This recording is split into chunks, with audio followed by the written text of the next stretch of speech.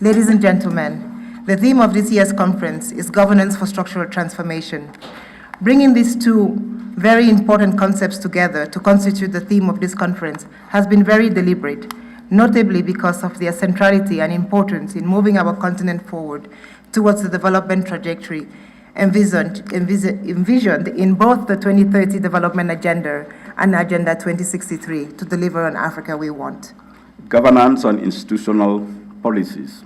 These include major initiatives for improving participation of large sections of societies in the governance of their societies, as well as the emergence of more responsive leadership.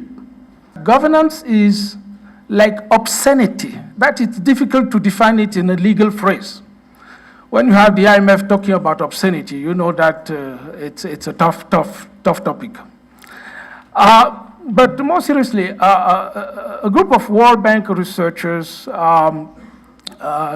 Daniel Kaufman, Art Cray, and Massimo Mastruzzo, have been for the past more than 20 years put out an indicator which is widely used to compare governance around the world.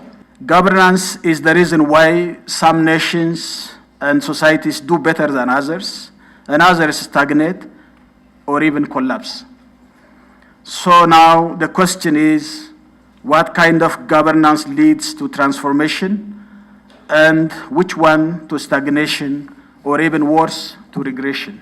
Poor governance and lack of public accountability have always been among the main causes hindering Africa's structural transformation. And you all have already heard an excellent summary of what we understand by governance, and I think it's a position now that we can move forward on, even though my colleague Dr. Monga mentioned some disagreements that we are, but I will reserve my fireworks.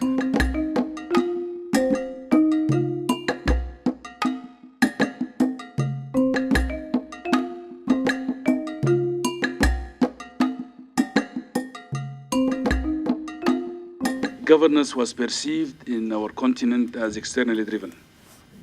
It's a conditionality vibrating with institutions and others, and maybe also conditioned by bilateral partners.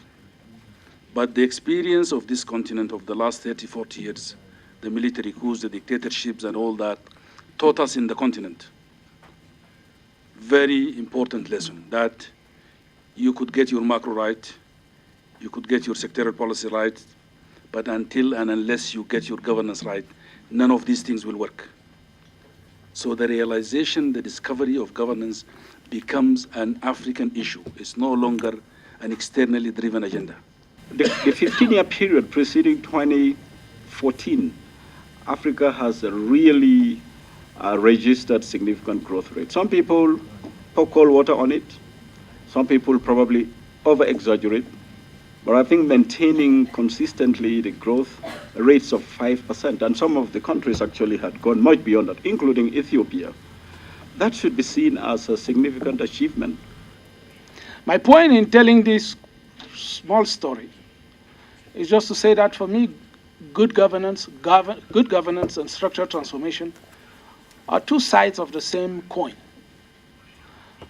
I don't think there can be any structural transformation without good governance, but at the same time, I think that good governance is also, in many ways, a reflection of structural transformation.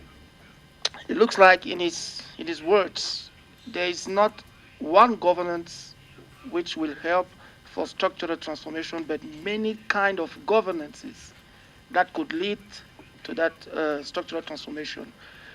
Can you just provide us some few examples in Africa? It is indeed, governance is not cheap. Take just one example, elections. Elections is probably the most serious and the biggest undertaking a country can go through, probably outside war times, because it engulfs the entire country. It is an extremely expensive undertaking. Putting institution in place is not cheap. It has to evolve, it takes time, building capacity of institution, their quality and all that. Take another example, retention of public servants, getting them remunerated at the right price and all this. These are requisites for establishing the right climate for good governance.